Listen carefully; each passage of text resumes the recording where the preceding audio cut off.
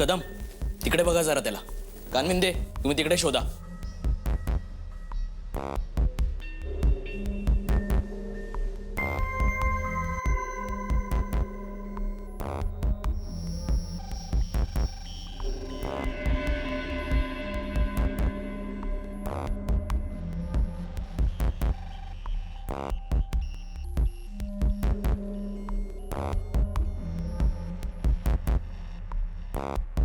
Sir कोणीच नाहीये. Sir कोणीच नाही तिकडे. चला.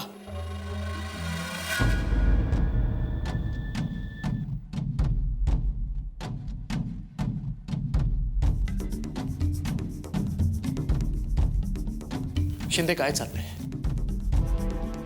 तुम्ही काय सांगितलं होतं मला? काहीही प्रॉब्लेम येणार नाही.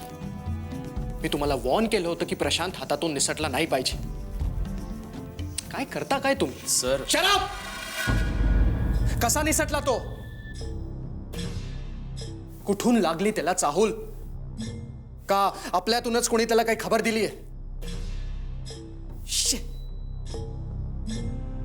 हे बघा, जर तुम्हाला कामं करायची नसतील ना तर तसं सांगा, पण ही असली हलगर्जी चालणार नाही. प्लीज. प्रत्येक वेळी प्रत्येक ठिकाणी मीच मरायला जायचं का? तुमच्यावर काहीच काम सोपवायचं नाही. सर तसं नाही सर. यावेळी आम्ही व्यवस्थित प्लॅन केला होता, पण त्याला कुठून बातमी लागली हाच एक मोठा प्रश्न आहे.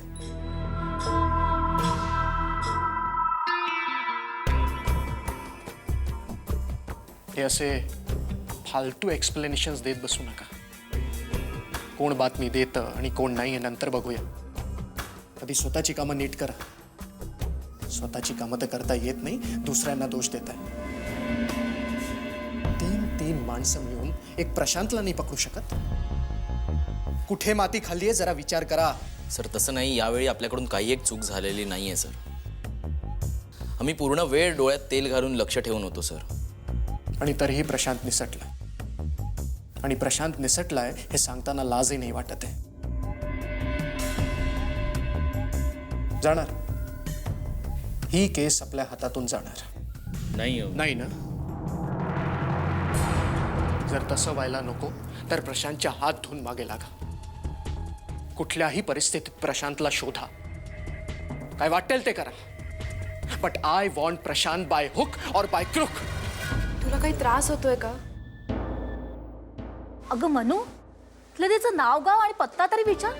ते कुठून आले आपल्याला कसं कळणार? तिला इथे आणेपर्यंत मी तेच विचारते, पण ती काहीच बोलत नाहीये. तुझं नाव काय? तुझ्या घरचा पत्ता नंबर तुला काही आठवतंय का? तुला घरी जायचंय ना?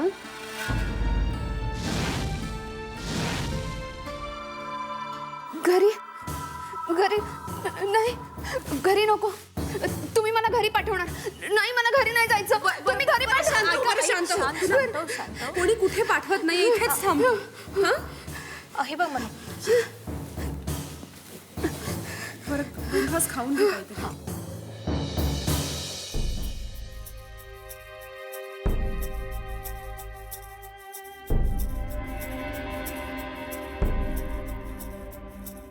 बऱ्याच वेळपासून काही खाल्लेलं दिसत नाहीये. मॅडम, मला असं वाटतंय सध्या तरी तिला इथेच ठेवून घेऊया. अशा अवस्थेत कुठे पाठवणार तिला आपण? तुझं म्हणणं बरोबर आहे मनू, पण नाही, मला मान्य आहे आपण हिला ओळखत नाही, कुठून आली आहे काही माहिती नाही, पण जोपर्यंत ही काही बोलत नाही तोपर्यंत आपण काय करणार आहोत? आणि हे आश्रम अशाच मुलींसाठी आहे ना, म्हणजे ज्यांचं कोणी नाही आहे, ज्यांना कोणीतरी वारेवर सोडून दिलंय. ठीक आहे, तू म्हणतेस ते सगळं बरोबर आहे, पण हे बघ मनू, तिची खूप काळजी घ्यायला पाहिजे. तुम्ही काळजी नका करू, मी तर इथे असतेच. आई पण आहे, मी बोलते तिच्याशी, आम्ही घेऊ काळजी. ठीक आहे.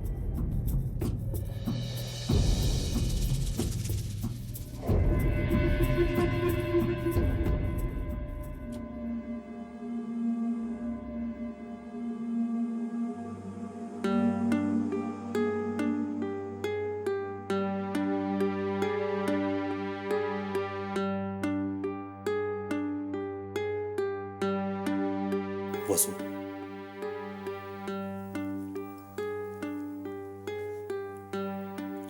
जागत बसलीस, झोपायचं नाहीये. अशा परिस्थितीत कुणाला झोप येईल का?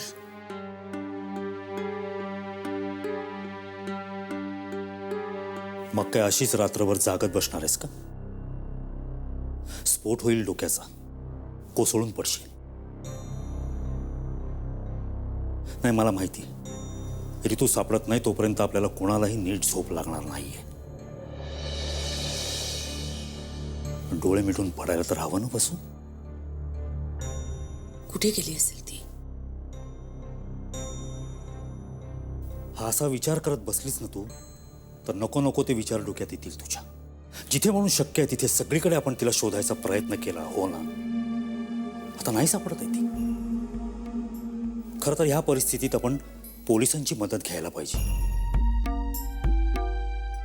पण वसू, त्यालाही तू नाही म्हणतेस. ठीक आहे, ठीक आहे, आपण उद्यापासून पुन्हा तिला शोधायला सुरुवात करूया. पण वसू, या सगळ्यासाठी ताकद तर यायला हवी ना. झोपायला हवं ना त्यासाठी. आराम कर वसू, पड थोडा. तुम्ही झोपा, मला झोप आली की येते मी. ठीक आहे.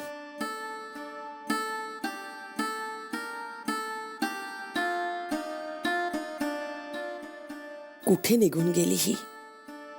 काय करायचं? उद्या कुठे गेली आणि तिथे जाऊन सगळ्यांना बोलायला लागली तर? उगीच आणली हिला घरात. हिला घरात आणली आणि सगळे प्रॉब्लेम सुरू झाले. पण मग काय करणार होती मी हिचं? आता तर सगळीच पंचायत झाली. पण मुळात ही बाहेर पडलीच कशी? मी नीट बंदोबस्त करून जात होते. कुणाच्या मदतीशिवाय शक्यच नाही. पण त्या दिवशी तर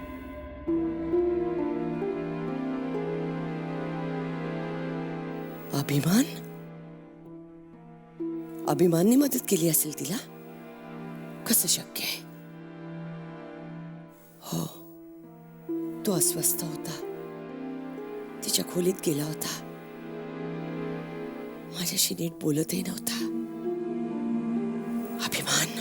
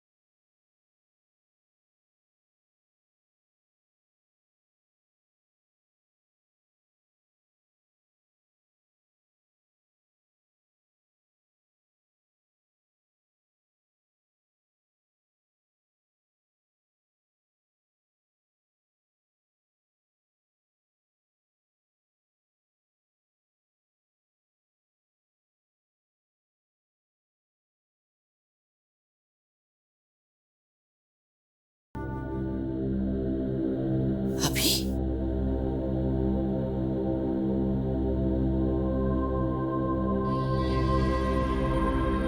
तू इथे काय बसलायस असा? तुला तुझी खोली आहे ना? कसा वास येतोय बघ इथे. पिंजऱ्यातल्या प्राण्याचा यावा तसा. चल उठ अभि. वेडायस का तू? असा अंधारात एकटाच काय बसलायस? चल चल उठ आधी. अम्मा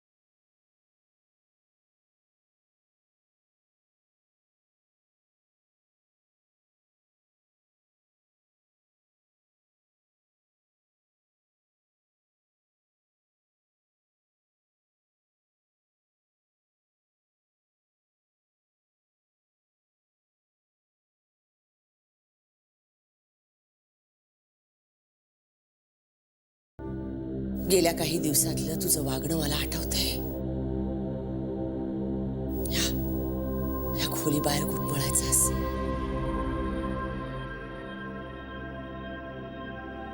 मला सांग अभि, कुठे रे तू? तिला परत आणायला हवी रे. तुला माहिती ना कुठे ती? मग मला सांग. मी काही बोलणार नाही तुला. आपल्याला रे तुला परत आणायची ना. आपण तिला हवं ते देऊ. तिथे सगळे लाड पुरवू. अभि सांग ना मला. तुला रे तू परत यायला हवी आहे ना अभि?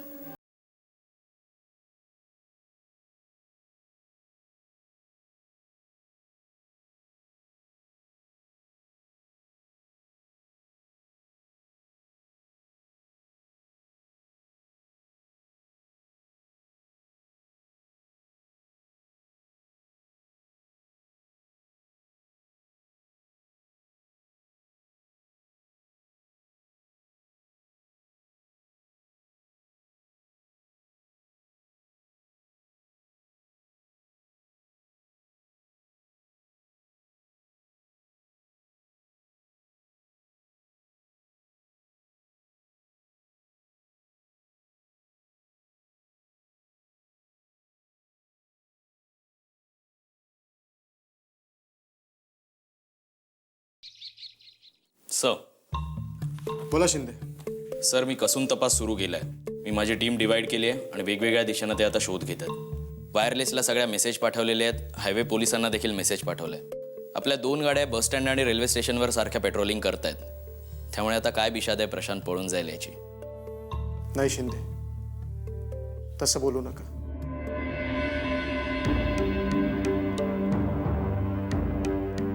शिंदे, त्यांनी त्याची हुशारी सिद्ध केली आहे. आपण प्रत्येक वेळी हात चोळत बसलो. तुम्ही तुमचं काम चालूच ठेवा. मी बाकींच्या लोकांवरही लक्ष ठेवतोय. सर, म्हणजे मी समजलो नाही सर. म्हणजे ज्यांच्यावर आपल्याला संशय आहे त्या सगळ्यांच्या मागावर आपल्याला राहायला हवं. कंबर कसून चौकशी करायला हवी. आता कालचंच उदाहरण घ्या. मी त्या वसुमती राऊतांना भेटायला गेलो होतो. पण त्या घरातलं वातावरण मला फार गूढ वाटलं. पण नेमकं काय ते कळलं नाही. काहीतरी लपवण्याचा आणि झाकण्याचा प्रयत्न चालू होता. पण काय ते नक्की कळलं नाही मला. सर, म्हणजे तुम्हाला असं वाटतंय की वसुमती राऊतांचा यामागे काही ना काहीतरी हात आहे? नाही, अशा कुठल्याही कन्क्लुजनवर आत्ता येता येणार नाही. पण कादंबरी आणि दीक्षा या दोघी मुली पार्लरमध्ये काम करत होत्या. प्रशांत या दोघींच्याही मागे लागला होता. वसुमती राऊत या सगळ्या पिक्चरमध्ये कुठे ना कुठे कळत न कळत इन्व्हॉल्व असणार असं सारखं मला वाटतंय. या सगळ्याचा परस्पर काहीतरी संबंध आहे हे नक्की. हे माझे फोटो आहेत. केवढी वेगळी दिसते मी. म्हणजे छान दिसते. ते मासिकातले फोटो असतात ना तसे दिसतात. हे माझा विश्वासच बसत नाहीये. म्हणून मी तुला म्हणालो होतो की नाही, तुझे फोटो खूप छान येणार आहेत. हे तर काहीच नाही, ही सुरुवात आहे म्हणून. आधीच तू लोकांना आवडायला लागलीस. पुढे पुढे बघ, रांग लागेल, रांग लोकांची. हा तोच फोटो आहे ना. मी तुला सांगत होते माझा ह्या साडीमध्ये फोटो काढू नको, ही साडी चांगली दिसणार नाही. पण हा चांगला आलाय. त्याचं कारण काय माहिती म्हणू? जातीच्या सुंदराला काहीही चांगलंच दिसतं का? तुझे फोटो वाईट येऊ शकत नाही. आत्ताही माझा कॅमेरा माझ्याबरोबर नाही याची खंत वाटते मला. इतकी छान दिसतेस तू. बरं, तुला सांगायचं राहून गेलं, ज्या डिझायनरचं कलेक्शन आपण लॉन्च करतोय ना, तिची अशी इच्छा आहे की तिच्या पुढच्या कलेक्शनचं कॅम्पेनही तूच करावंस.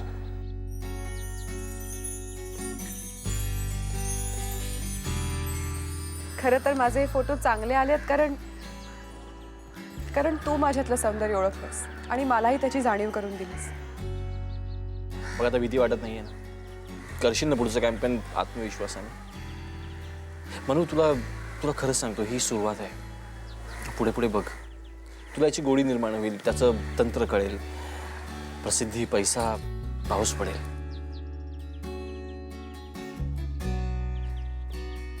म्हणून तुमचे तुमचे दुःखाचे दिवस संपलेत, सगळी वणवण संपली आता.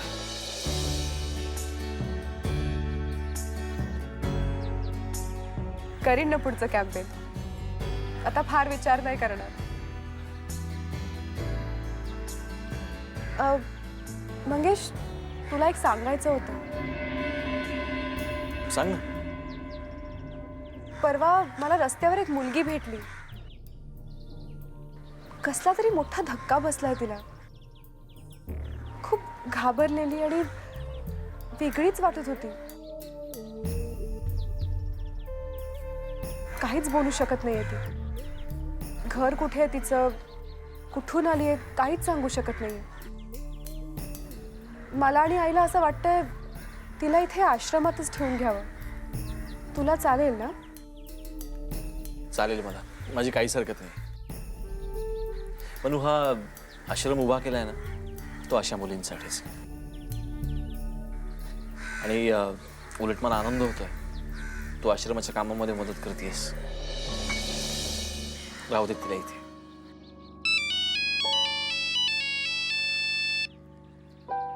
हॅलो आकाश.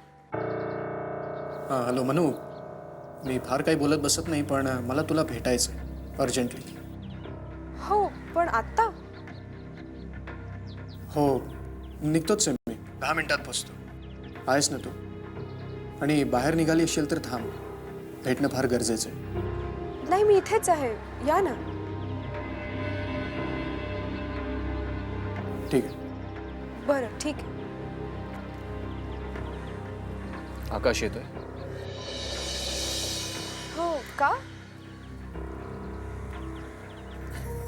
म्हणून त्याचं काय काम असतं नेमकं तुझ्याकडे? सहज येतात भेटायला. म्हणजे प्रत्येक वेळेलाच काही काम असतं असं नाही. तशी चांगली ओळख आहे आमची. तुला आवडत नाही का त्यांचं इथे येणं? इतका अस्वस्थ काय असतो? कारण माझं प्रेम आहे तुझ्यावर मनापासून. तुझाही विश्वास आहे ना माझ्यावर? आहे ना तुझंही माझ्यावर प्रेम?